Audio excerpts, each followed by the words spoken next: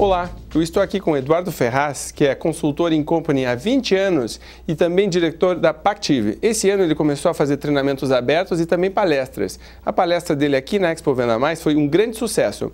Eduardo, parabéns antes de mais nada. Você fala na tua palestra sobre 6 motivadores de compras. Vamos falar rapidamente sobre os 6 e daí a gente vai conversar e aprofundar um pouquinho mais. Ok. Para falar sobre os 6 motivadores de compra, a gente tem que falar do Maslow. Começou essa história com a pirâmide de Maslow há 45 anos atrás e ganhou muito destaque nos últimos 6 anos, porque 3 prêmios Nobel de Economia abordaram com muita profundidade o que o Maslow falava há tanto tempo atrás. Em 2002, ganhou o prêmio Nobel de Economia o Daniel Kahneman, com a Prospect Theory. Em 2005, Schilling ganhou o prêmio Nobel de Economia aprofundando a teoria dos jogos, que é a ciência da estratégia. Em 2007, o Eric Maskin, professor de Princeton, ganhou o Nobel de Economia falando a respeito das motivações e da importância dos aspectos psicológicos na tomada de decisão, no que se refere a aspectos de decisão financeira. Falando então das 6 motivações, não é exatamente a abordagem do Maskin, mas é uma mistura dela junto com a do Maslow, seria o seguinte: a primeira motivação de compra é obter lucro. Quando a gente compra para obter lucro, a gente compra para ganhar dinheiro. Quem compra para ganhar dinheiro aceita riscos. Por exemplo, quando você vai comprar uma coisa por 2 e tem a chance de vender por 5. Quando você entra na bolsa, a bolsa hoje estava 37 mil pontos. Eu entrei na bolsa de valores. Qual foi a minha motivação? Está todo mundo saindo. Se eu entrei na bolsa comprando com 37 mil pontos, é porque eu acho que eu tenho uma chance dela voltar para os 80 mil, dos 73 mil chegar nos 80.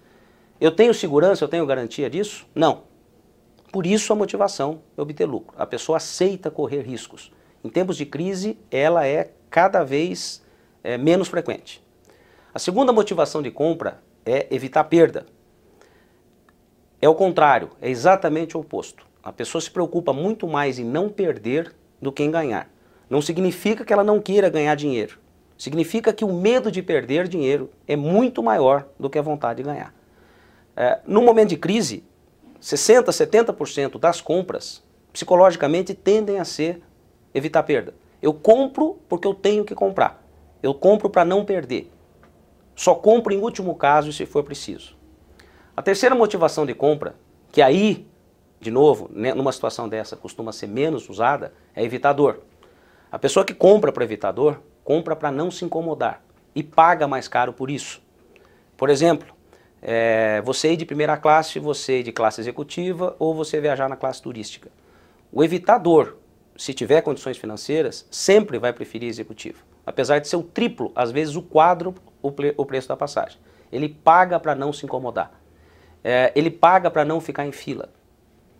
Se tiver uma fila em restaurante, ele não entra nesse restaurante. Se tiver uma mesa VIP, é o evitador que vai nessa mesa VIP. Não para aparecer, mas para não se incomodar.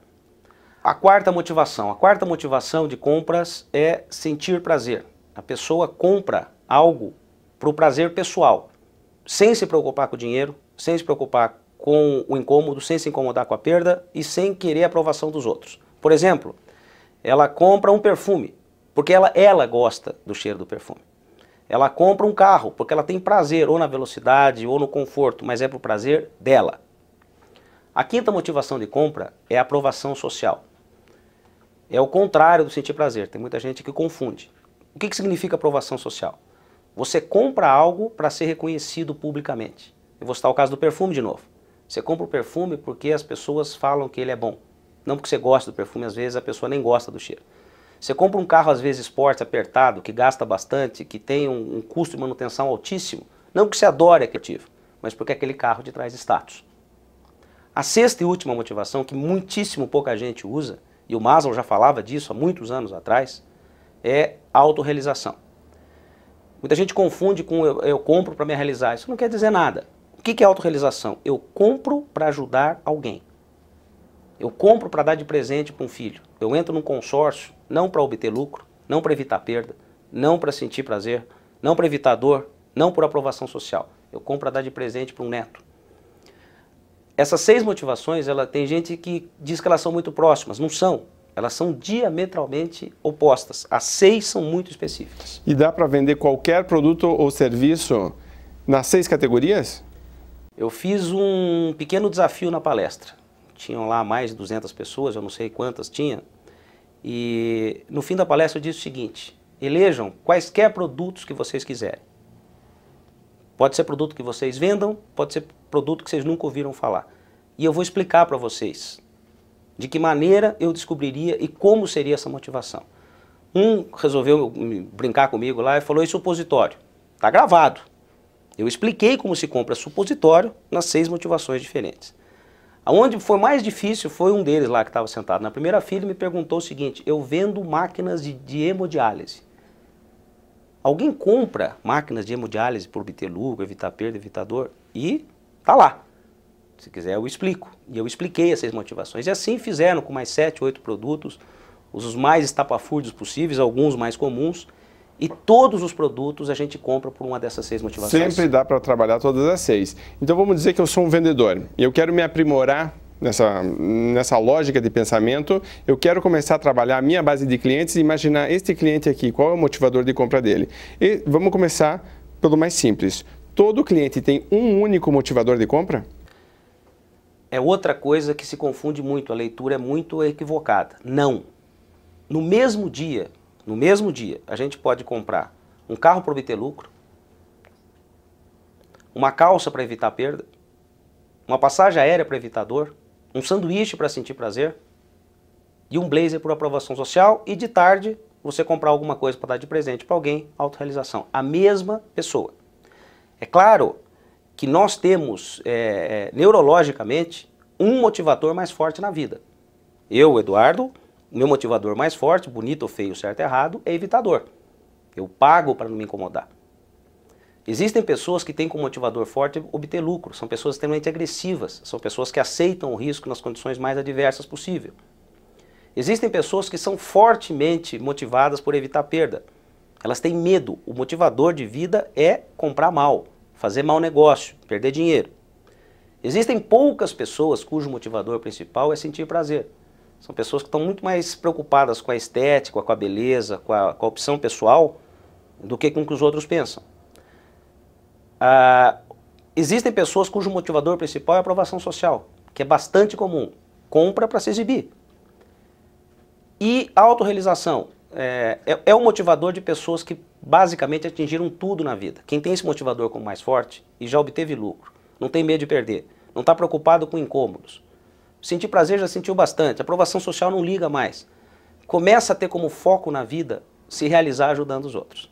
Então existem sim motivadores mais fortes para cada indivíduo, mas dependendo do contexto, da situação de mercado, ou até do produto que eu compre, eu mudo sim o motivador. E como é que um vendedor reconhece o motivador de compra do cliente dele? O que eu mostrei aqui, os motivadores de compra, falando em uma hora, é o meio do jogo.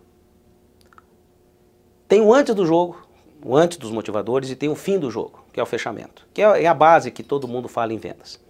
Como é que eu descubro um motivador de compras? Criando vínculo, sem vínculo eu não descubro, e fazendo perguntas apropriadas. Que eu não vou entrar em detalhe, pergunta aberta, pergunta fechada, teoria bastante utilizada. Se eu criar vínculo pessoal e fizer perguntas adequadas, eu vou descobrir o motivador.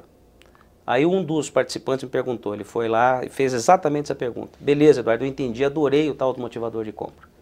Eu já sei qual é o meu, eu já sei qual é do meu cliente, eu já sei qual é do meu pai. O que eu faço agora? Você já perguntou, você já criou vínculo, você já descobriu o motivador. O fim do bolo é você usar os benefícios do produto conforme a motivação de compra. Exemplo, se o cara quer obter lucro, não ofereça garantia para ele, ele não está nem ligando para a garantia. Ele quer dinheiro. Se o seu produto não tem retorno financeiro, ele não vai comprar. Se o seu cliente quer evitar perda, não fale que ele vai morrer de ganhar dinheiro. A preocupação dele, aliás, você vai acabar assustando. Ele não quer perder naquele momento. Quanto mais você falar de lucro, mais arriscado ele vai ficar. Se você falar em aprovação social para evitar perda, mas que aprovação? Eu quero distância. Aliás, eu tenho medo de perder o que eu tenho. Você está dizendo que eu vou aparecer mais, eu vou ficar famoso com esse produto? Eu não quero ficar famoso. Eu quero ficar no meu canto. Se a motivação de compra for evitar dor, ele não quer encheção de saco. Ele não quer incômodo. Se você falar que ele tem que preencher um cadastro, você vai afastar o cliente. Você vai dizer que você manda e-mail para ele toda semana. Ele não quer saber de e-mail, ele quer comprar e ir embora. E quer que você esqueça ele.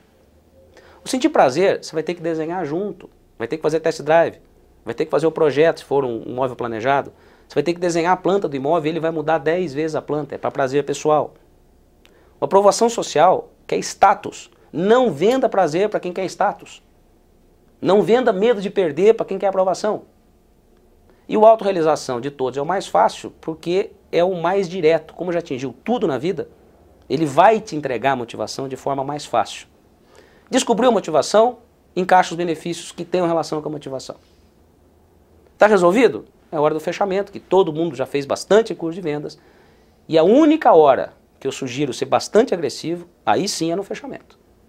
Então os 4 passos, na verdade são 10 ou 20, cada um usa um jeito. Eu tenho 4 principais. Primeiro, crie vínculo. De que forma? Cada um tem um estilo. Segundo, faça perguntas. Que tipo de pergunta? As 20 perguntas vencedoras. Use o bom senso. Terceiro, fique atento à motivação, ao principal motivador de compra. Descobriu o motivador? Comece a usar os benefícios relacionados à motivação. O cliente deu o sinal de compra. Fecha a venda. É isso. Parece fácil. Por que não fazem, então? Por que não fazem? O óbvio só é óbvio por olho preparado. Não faz 45 anos que o Maslow fala isso. A pirâmide de Maslow, a teoria, isso é dado em qualquer curso básico de administração, qualquer curso rápido de marketing. Por que as pessoas não usam? A minha opinião é que as pessoas não usam porque elas não deram a devida profundidade que o assunto merece e precisa. Como eu disse no começo, os 3 últimos Nobel de Economia, 3 dos últimos 6 Nobel de Economia, 2002, 2005 e 2007, falaram exaustivamente sobre a importância dos motivadores na tomada de decisão, da psicologia na tomada de decisão. Eu acho que o que está acontecendo agora é que as pessoas estão começando a ver que o que se falava há 40 anos atrás realmente é verdade, porque hoje tem prova científica que isso funciona, inclusive com os tomógrafos, com a neurologia se aprofundando cada vez mais.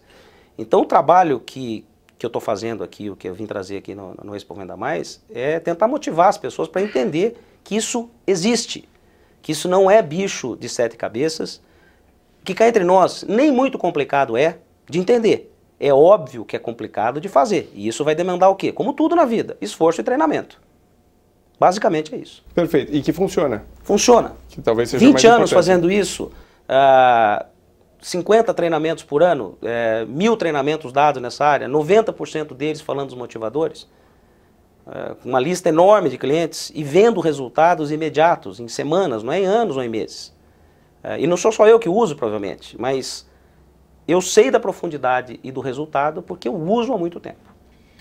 Excelente. Eduardo, para terminar, se você fosse dar um conselho para um amigo teu que tem um filho, o filho trabalha com vendas, chega e diz: Eduardo, preciso de um conselho para melhorar meus resultados em vendas. Qual seria esse conselho? O conselho sincero seria: estude. Vendas deveria ser encarado como medicina, ou como engenharia, ou como física, ou como matemática, ou uma outra profissão qualquer. Se um médico top de linha, participa de 10, 8 congressos por ano, quantos congressos um vendedor top de linha deveria participar? Saia do lugar comum, saia do beabá. Comece a pensar, aprofunde um pouco mais os conceitos psicológicos. Essa é a bola da vez. Inteligência, profundidade. Esse seria o conselho que eu daria. Estude mais do que os outros. Maravilha. Excelente, Eduardo. Muito obrigado. Meu nome é Raul Candeloro, eu falei aqui com o Eduardo Ferraz, ele é diretor da Pactive, há 20 anos da consultoria e ficou aqui uma grande lição. Aprofunde, estude e entenda que existem motivadores de compra e que quanto mais conhecimento você tiver, melhor vendedor você vai ser.